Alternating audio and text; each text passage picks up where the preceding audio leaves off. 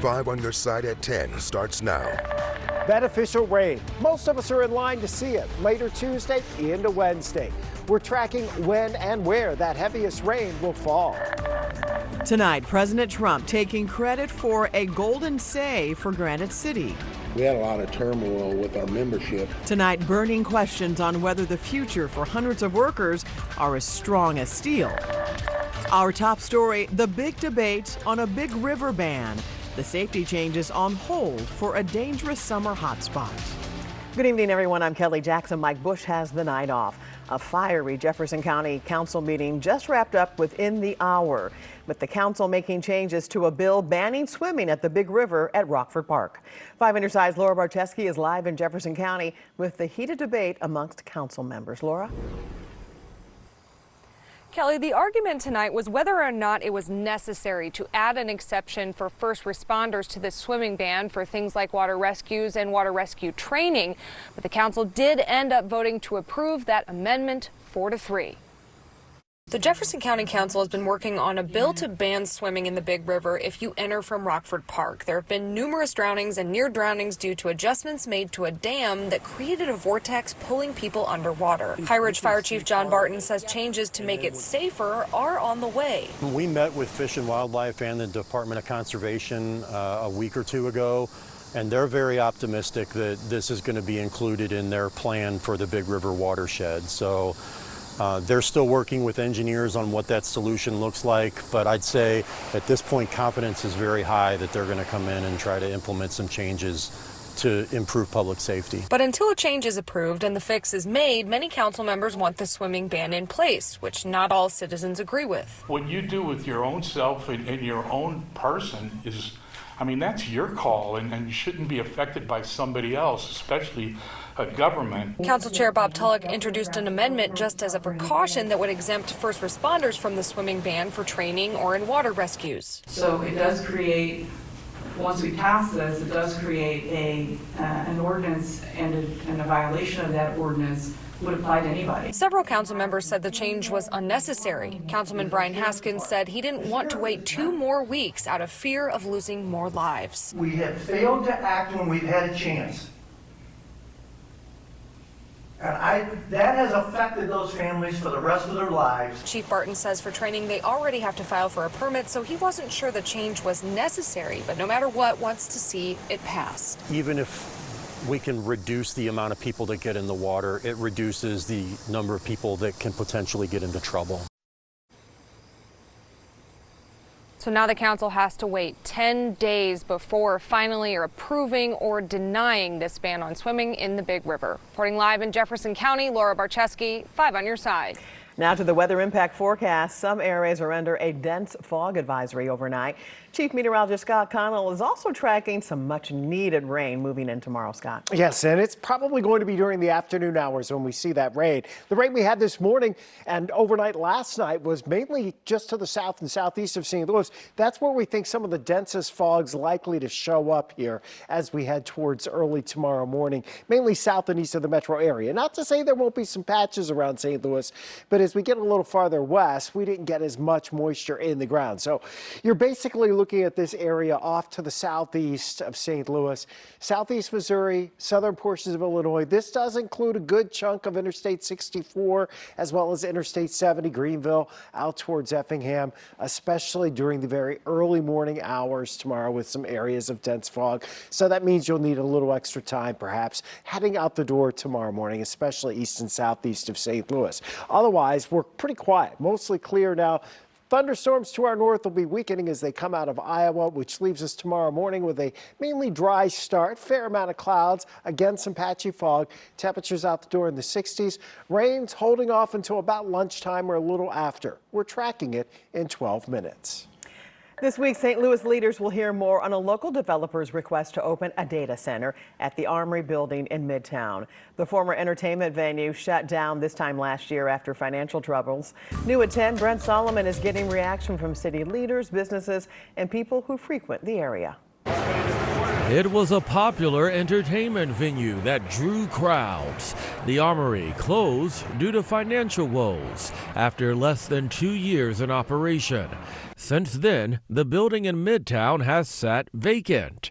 Now, a developer wants to build a new data center here, and he's hoping the city will sign off. We don't know how much energy they're using. We don't know how much water they're using. They're not really zoned to be in residential or commercial, so, you could be living next to a data center. Alderman Rasheed Aldridge questions whether data centers in general are a burden to nearby residents. One of the things that we heard is sometimes all this electricity that data centers produce gets pushed over to the consumer because it's so much electricity that's coming off the grid. We stopped by the nearby City Foundry to get people's thoughts on what they'd like to see. No, I would rather have a fun use, I'm sure. Anything that's going to bring people into the city to actually enjoy it here instead of it just, it's got such a bad rap of being dangerous, and having more things to bring people to St. Louis to enjoy it, I think it's good for us. No, I think we need to have something down here to do. Make it another something social. Yes, so then maybe I might want to come down here and not be scared. Monday night, City Foundry said in part, City Foundry aspires to create a dynamic, vibrant, fun destination that makes St. Louis attractive to live, work, and visit. Our hope would be to see the area around City Foundry continue to develop in a similar fashion. We don't need to be stopping business in the city, but we definitely need to know more about these data centers. Brent Solomon, 5 on your side. We reached out to the developer for an interview but didn't hear back. The city will hear from that company during a public hearing Thursday morning. Tonight, St. Louis police are asking for your help to track down a man they think is connected to a deadly shooting inside a North City Schnucks. The surveillance video from yesterday afternoon shows the man walking into the store at Natural Bridge in Union just before the gunfire and then running away with a gun in his hand. The 20-year-old victim has not been identified. Show Me Peace responded to the store yesterday. The group works to reduce and prevent violence. When we heard about what took place at Schnucks, we're typically on scene to really try to identify who the conflict may be between, to try to keep it from being an ongoing situation. If you recognize this man or have any information about yesterday's shooting, you are asked to call Crime Stoppers. The number is 866-371-TIPS. You will remain anonymous. Tonight, St. Louis police are looking for the person responsible for throwing objects at cars on a busy interstate in South City. One victim sent us these photos of her shattered windshield from the impact. This happened this morning along I-44 near the Jamison Avenue overpass. Police report at least 6 cars were hit just before 6 a.m. There are no reports of any injuries.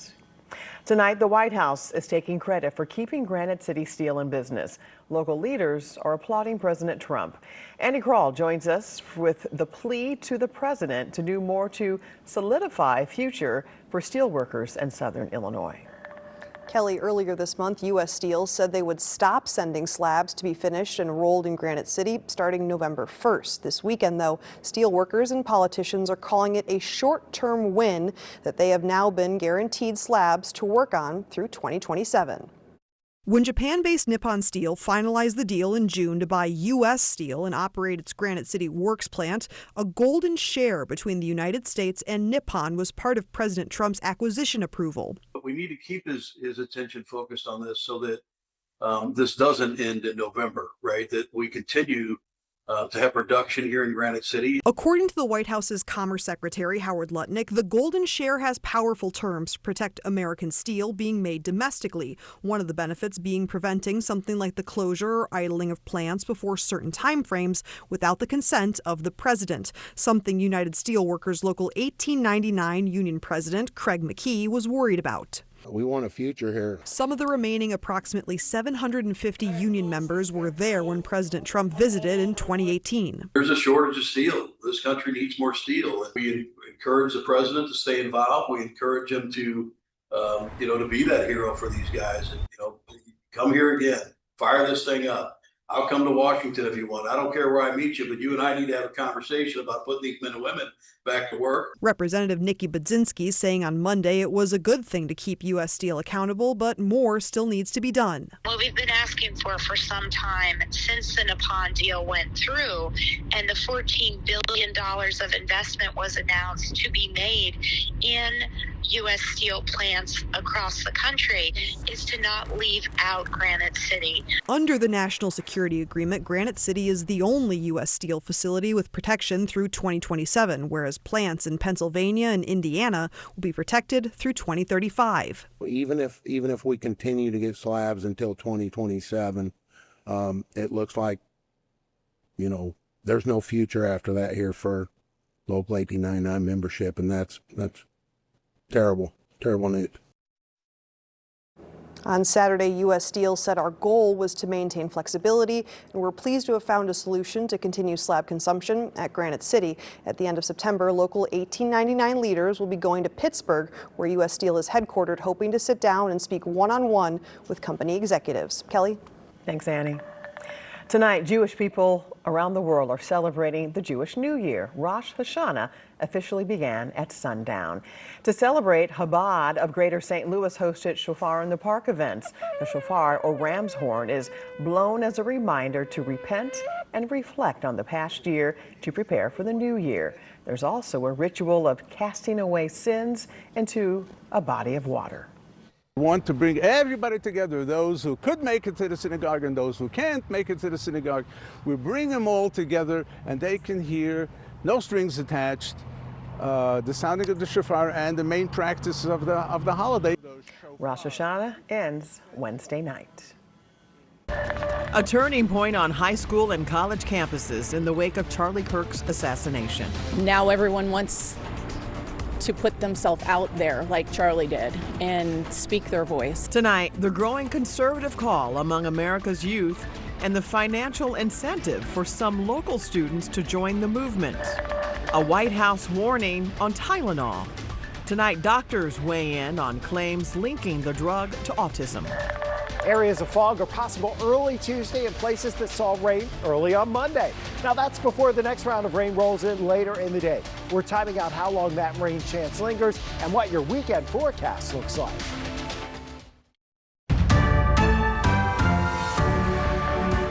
In about 24 hours from now, a late-night comedian will return to the airwaves. Disney says Jimmy Kimmel Live will return to the ABC network tomorrow night. The company pulled Kimmel off the air following pressure from the SEC chairman and two major television station ownership groups outraged over the host's comments on the Charlie Kirk assassination. The move led to protest and a fiery debate over free speech. Sinclair Broadcasting, which owns ABC 30 in St. Louis, says it will continue to preempt Kimmel's show. Tonight, hundreds turned out at the University of Minnesota for Turning Point USA's first event since the assassination of its founder, Charlie Kirk.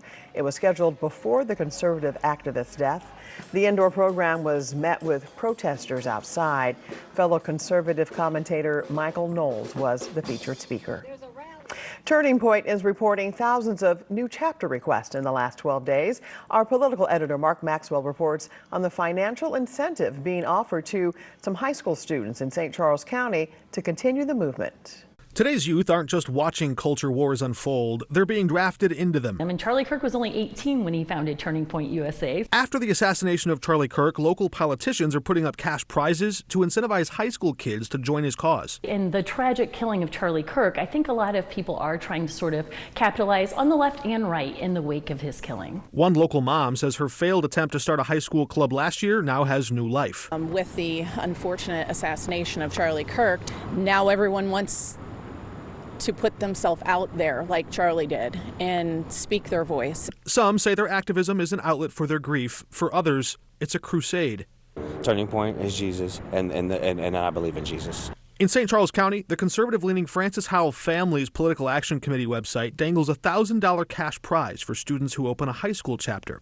Their website calls it a positive vision of faith, freedom, and love of country. But Turning Point USA's own pitch to high school students is more politically combative, recruiting what it calls anti-woke warriors. It does feel like new territory. Expert analyst Anita Mannion says political parties have long recruited college kids for activism.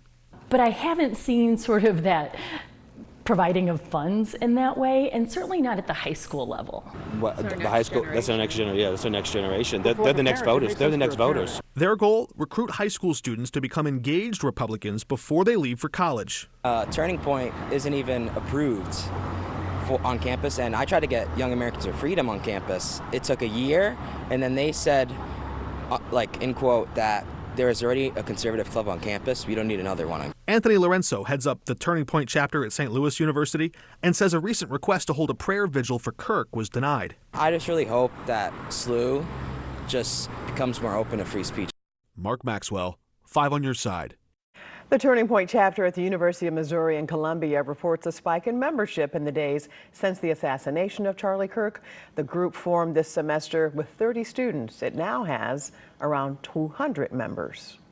If you're pregnant, don't take Tylenol. President Trump announced today the FDA will notify physicians that the use of Tylenol can cause autism. Tonight, the makers of Tylenol and health experts are pushing back, calling acetaminophen the safest option for pain relief for pregnant women. Study after study has actually shown that there's no causal link with Tylenol and pregnancy and autism. The maker of Tylenol says without the drug, pregnant women will, quote, suffer through conditions like fever that are potentially harmful to both mother and baby, or use riskier alternatives. Well, just hours ago, officially, autumn arrived, and the first day of fall means fall allergy season is here. According to Medical News Today, upwards of 30% of the population, or 50 to 100 million Americans, suffer from seasonal allergies. The most common allergens, ragweed and mold. The fall allergy season causes workers to miss an average of 3.6 days of work each year. Let's check in with Chief Meteorologist Scott Connell again with the weather impact forecast. The much needed rain we have been talking about is headed our way, Scott? It is for tomorrow afternoon, tomorrow evening into Wednesday. We've already seen some waves of showers and thunderstorms in the last couple of days, but not everybody has seen the rainfall. It hasn't been overly widespread. We are at this point relatively quiet around St. Louis. We've actually seen the sky become mostly clear. That's a problem because the areas that have seen rain over the last couple of days have a lot of low-level moisture. With a clear sky, light winds, we'll see some areas of dense fog. Going to need to slow down in spots tomorrow morning, especially east and southeast of St. Louis.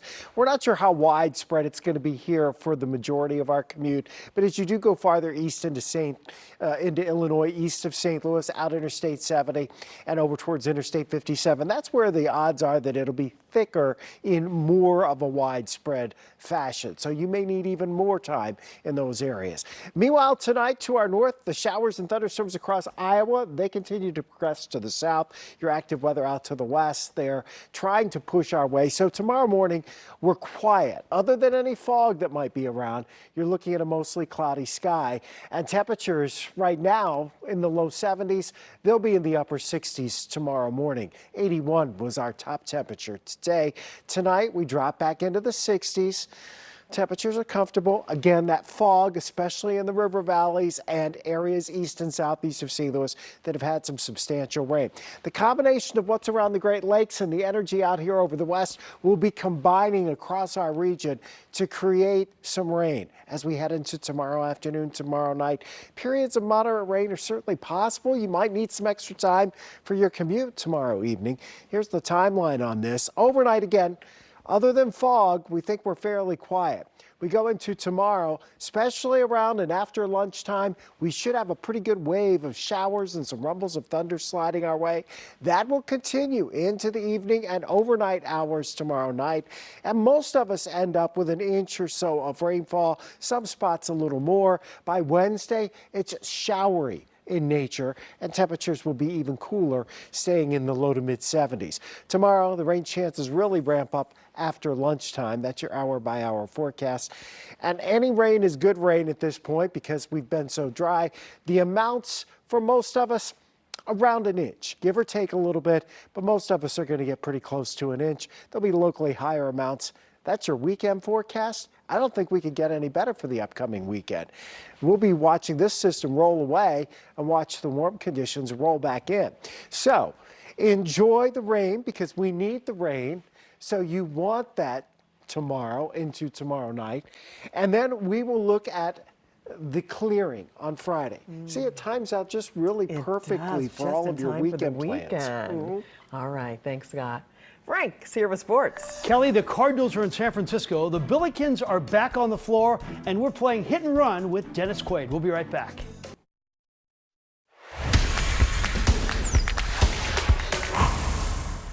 It's games like this that really test your love for the Cardinals. It's a late start, likely with two teams who are not going to the playoffs. You're competing against Monday Night Football, where everybody is trying to win in fantasy football, like our director, Steve Harris. And if you're watching the Cardinals and Giants, and if you're not watching the Cardinals or Giants, I understand. It's amazing that Justin Verlander, who pitched against the Cardinals in the 2006 World Series, is still throwing. In the third, Alec Burleson with the single that scores Jose Fermin. We have a 1-1 game. In the fifth, Ivan Herrera continues his torrid offensive season. This is a 2-run bomb, 412 feet. Right now, the Cardinals lead it 6-5 in the 6th inning. It's out of the ordinary for a player to say goodbye with a week to go in the season, but that's what we saw with third baseman Nolan Arenado yesterday at Busch Stadium.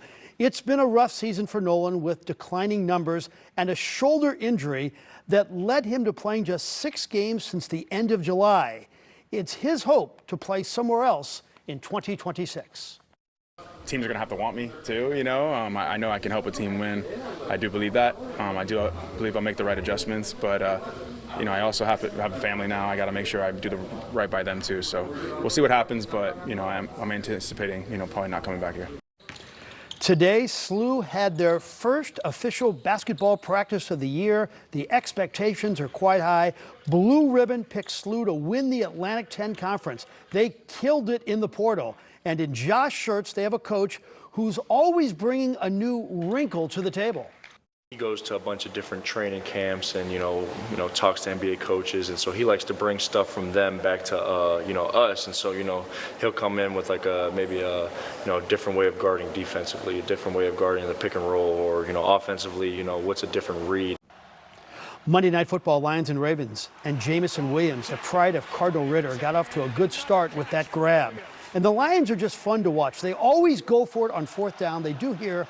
Jahmyr Gibbs will get the score, and Detroit beats Baltimore tonight 38-30. On Mondays, we often play hit and run with a celebrity, and I would say if you've been in almost 100 movies, including about 15 of them of the sports variety, you qualify. Dennis Quaid, who will be in town for the African Vision Hope Charity this week, is our subject tonight.